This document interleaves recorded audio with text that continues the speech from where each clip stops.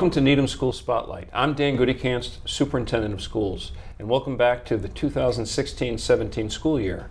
I'd also like to welcome this afternoon our School Committee Vice Chair, Heidi Black, and our School Committee Chair, Sue Neckes. Thank you for joining me. I thought it would be great to begin the year with a conversation about the work ahead this year, and in particular some of the priorities the school committee has for the schools and the children of Needham.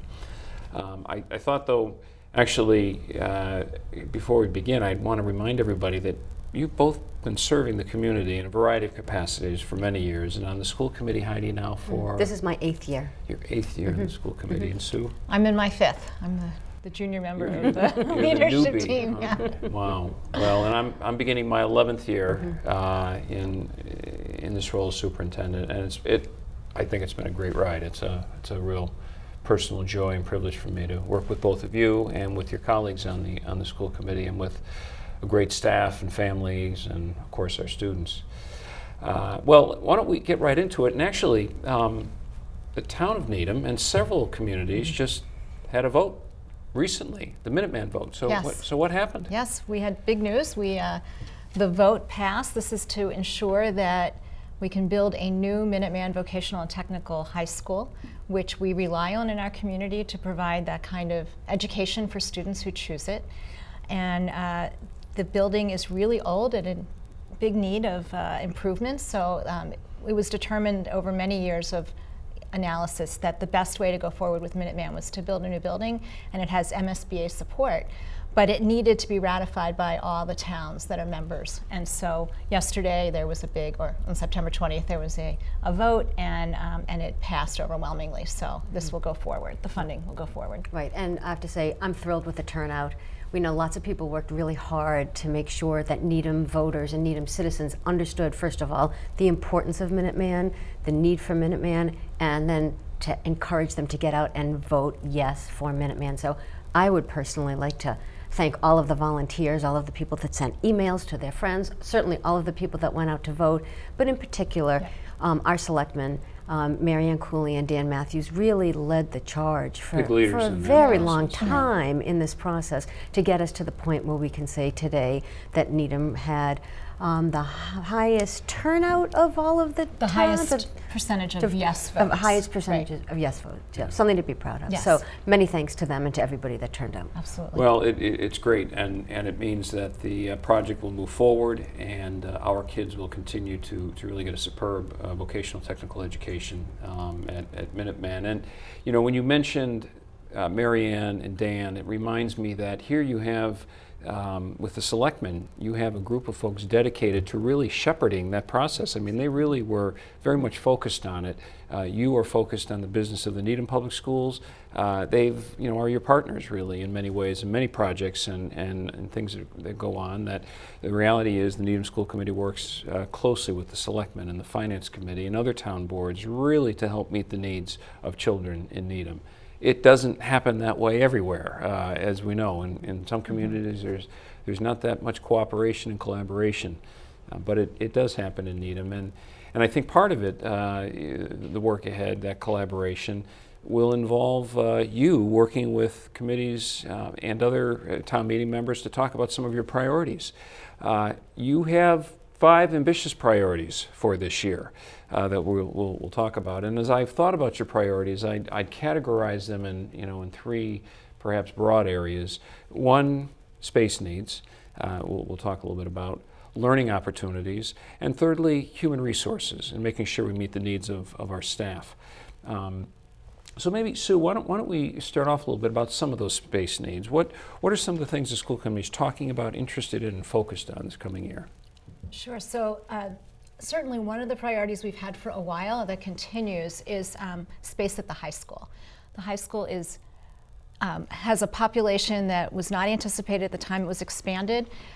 We are excited that we have, and we'll talk more about, a new cafeteria, an expanded cafeteria this year, which is great, but we really need more classrooms, and that's a huge priority for us that we want to see go forward. The other is our Hillside school is been in the works to be replaced for quite some time, and we are in a good place to move that ahead this year. And finally, I would say that we can talk about full-day kindergarten, but one of the critical challenges for full-day kindergarten is space. So that's another place where space plays out as a key priority for us.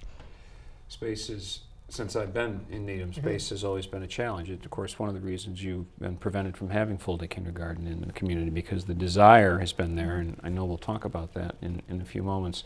Let's talk a little bit about the high school. Heidi, you serve on the Permanent Public Building Committee along with Erin Seacott, the principal at Needham High School, to begin actually what I consider the first phase of an expansion at Needham High. So what's happened over the last year at Needham High School? Well, we have just this year opened up the addition to the cafeteria. That was what I guess we could consider to be the first phase of ongoing phasing needs at Needham High School for space. The cafeteria was overcrowded. It just simply couldn't serve the number of students that needed to eat within that very short lunchtime during the school day. We've expanded. It is also a space that has many uses. It is functional for meetings, for large groups, not just for serving and having students have seats available to have lunch. It's also beautiful space, bright, lots of windows. In fact, many people have commented to me that it looks as if it were built right when the school was originally built. It just really kind of melded right into that. Yeah, it fits in. It's beautiful. So we're thrilled about that. The next phase will be the conversation about adding classroom or instructional space to the high school. And right now the PBBC is in the process of securing a designer who will study that for us.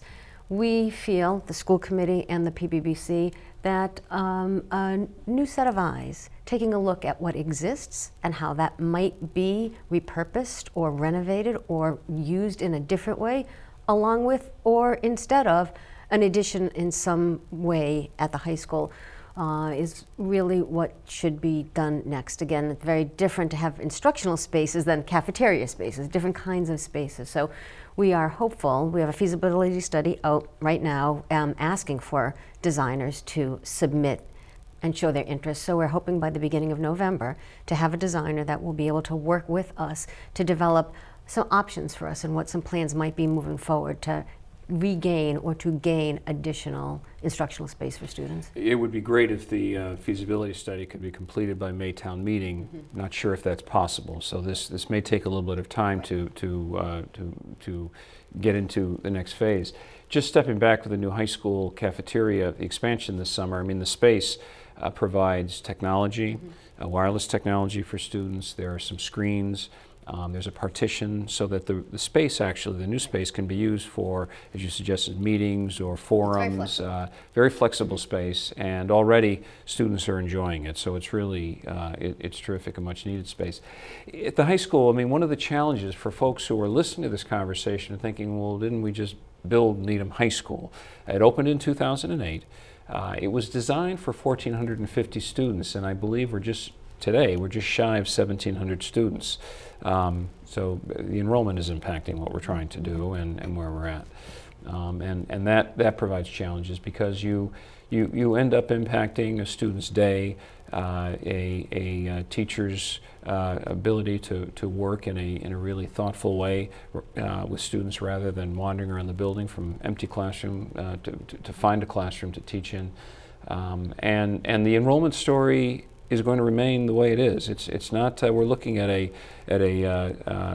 climb, pretty steady, and then it remaining where it's at. So it's not as if we're dealing with a bump or a bubble. It's something that will be with us for a long time. So there needs to be some step in that direction. And I think that's why the school committee has advocated for this space for some time, because we believe and we have data from an outside demographer that we have hired to do these kinds of enrollment projections in addition to what we've been able to do on our own, that supports that this is going to be a long-term need, not just a short-term need. And I think that is what has placed the school committee in the position of being so certain that we want to move ahead with this, that this will be money well spent, well used over the course of a very, very long time. And I think last year you had organized a task force that brought together officials from across various town boards and in different capacities. Right.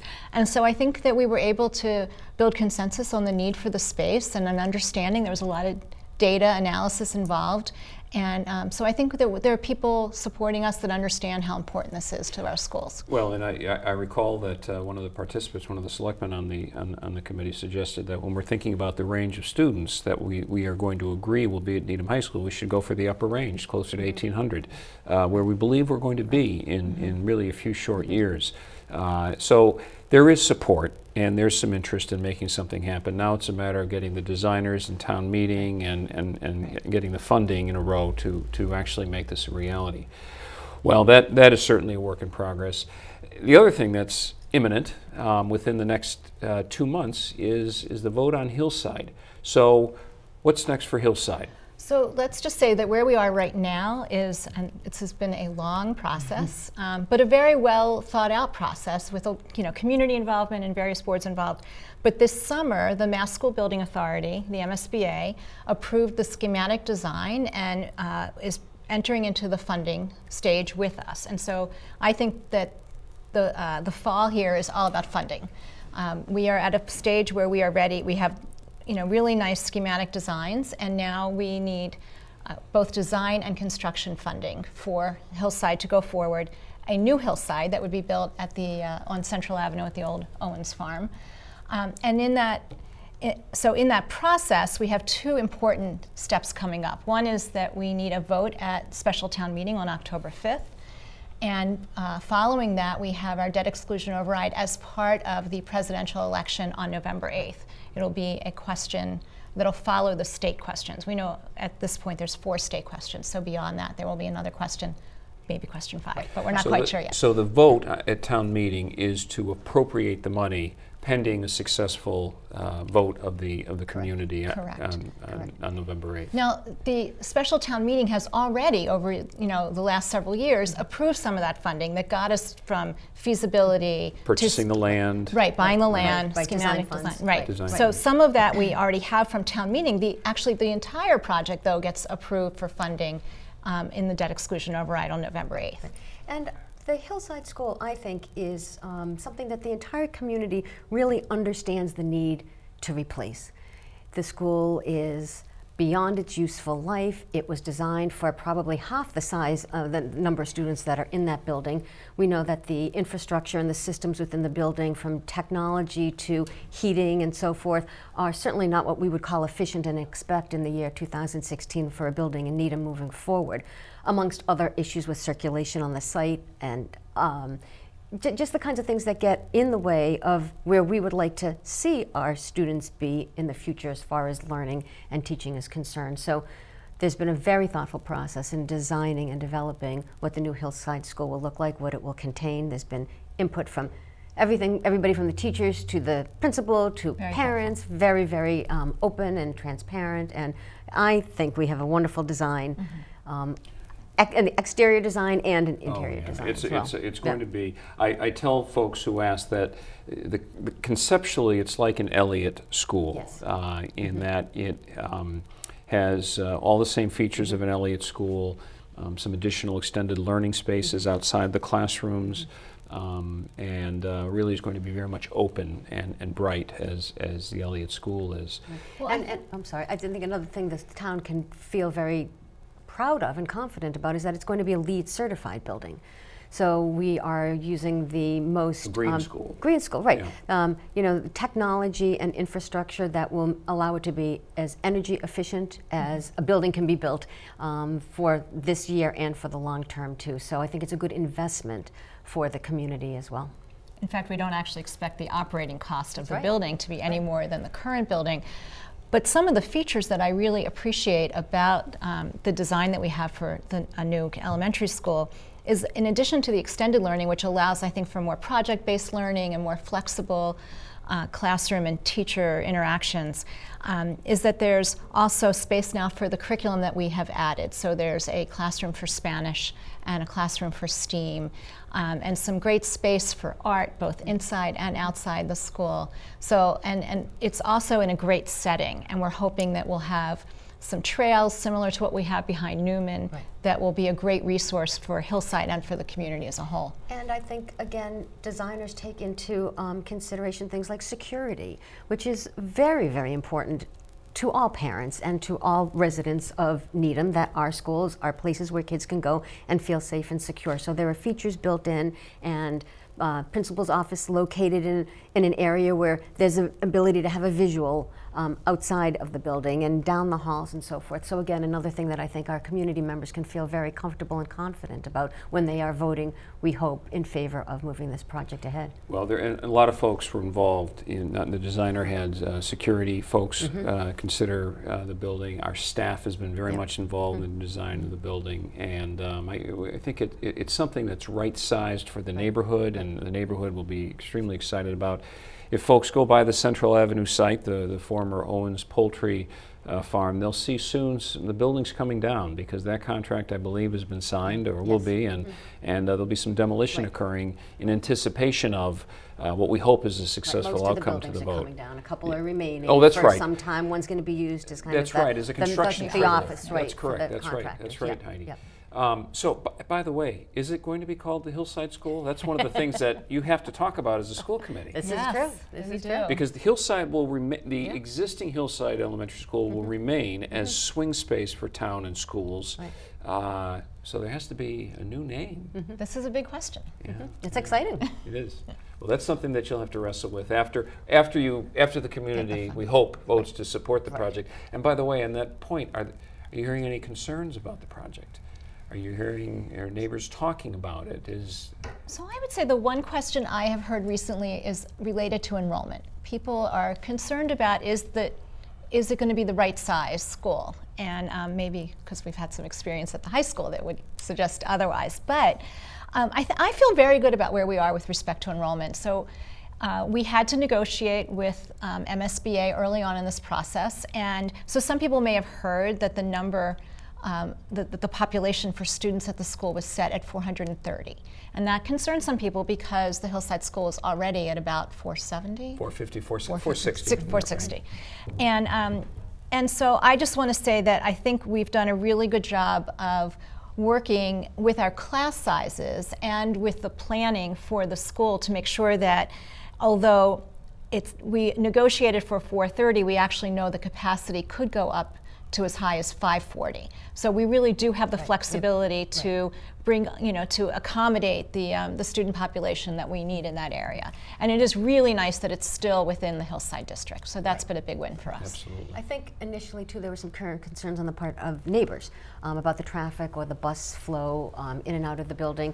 And town meeting did vote to purchase another lot on that property that will help mitigate that. So that purchase of the property on Central Ave will allow buses to go in one way, but out another that doesn't impact the neighborhood in the same way that a previous design before we owned that property would have required. So I think that's good news for the neighborhood as well. Well, and there are 2 upcoming opportunities, at least, Right. for the community to learn more about the project. Saturday, October 1st, the school committee is inviting specifically town meeting members, but actually the entire community, to come to Hillside for an open house and informal conversations. If folks would like to tour the existing facility, informally chat with the school committee, that will be an opportunity from 9 a.m. till 10:30 a.m. on Saturday, October 1st. And then again on Thursday, October 27th, Yes. at 7 p.m. at the center at the Heights, or the Senior Center, there'll be a presentation by the architect and some members of the Permanent Public Building Committee, School Committee, so folks can get an opportunity to kind of see what the project is all about and understand the design process, ask questions, and really kind of get ready for the vote several days later. Right. So that will be great. Right.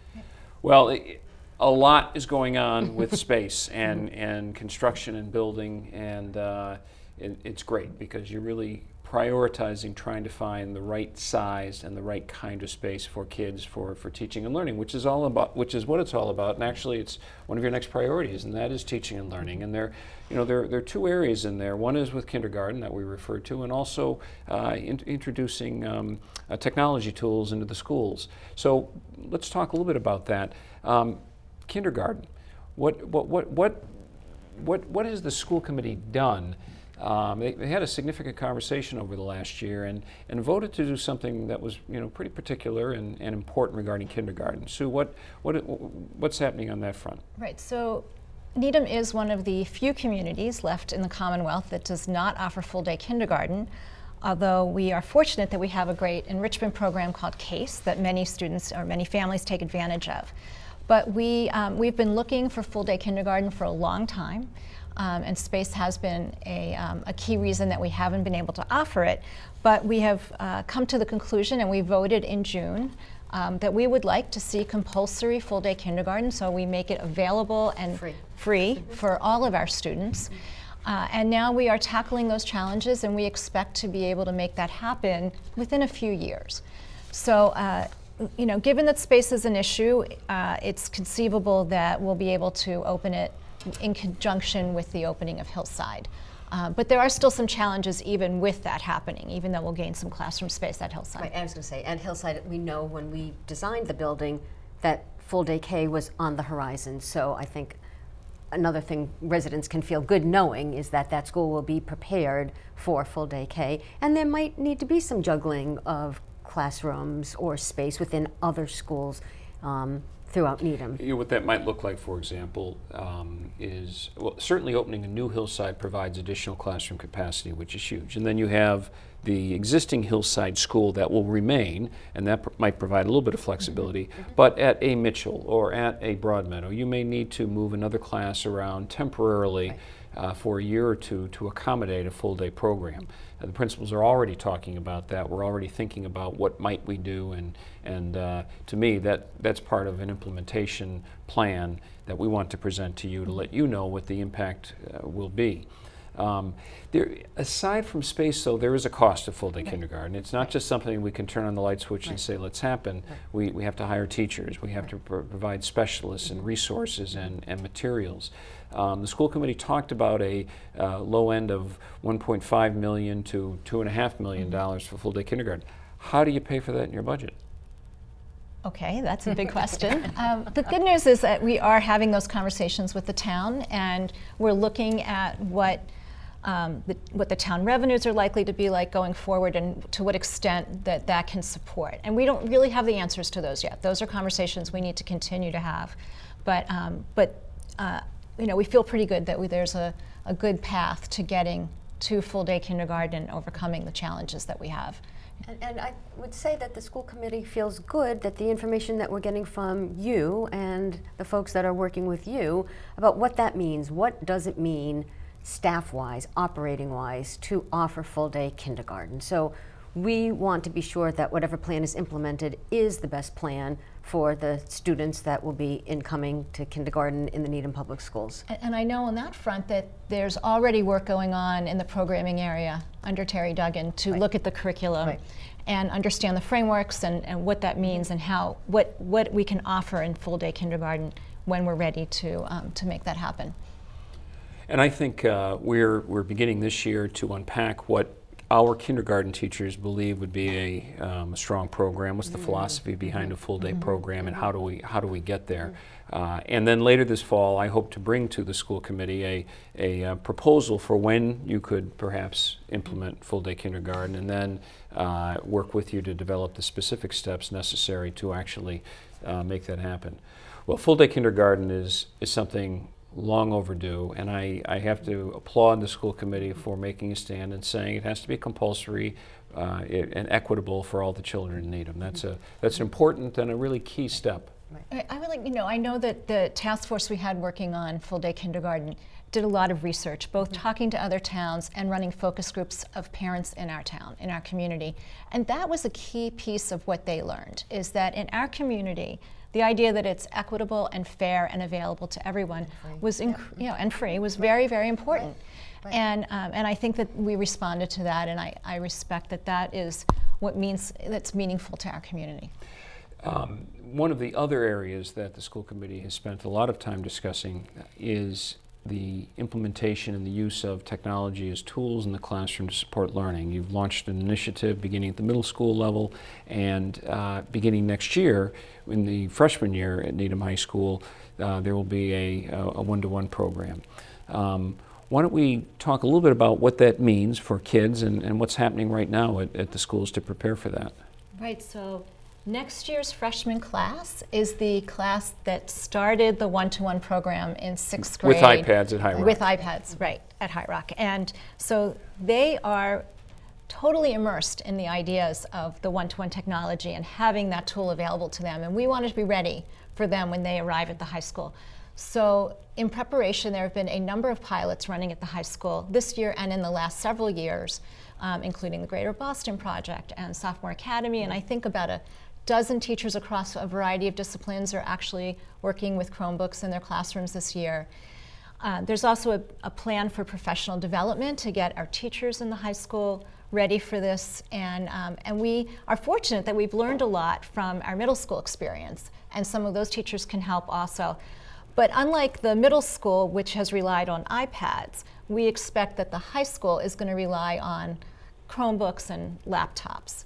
And you know, it's just a different need. I think it's because there's more writing that goes on, and Right. I think the nature of what kids are doing in high school is different than what they are doing in middle school. And I think, like you said, just the writing and actually just having a keyboard, as opposed to necessarily a number of apps, is It probably lends itself where at the high school level too. Yeah, right. Well, we're very excited about that, and a lot of work is going on. A lot of professional learning for staff members.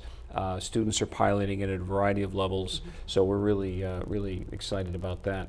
The last priority you have that I want to just talk about briefly is regarding our human resources, our staff.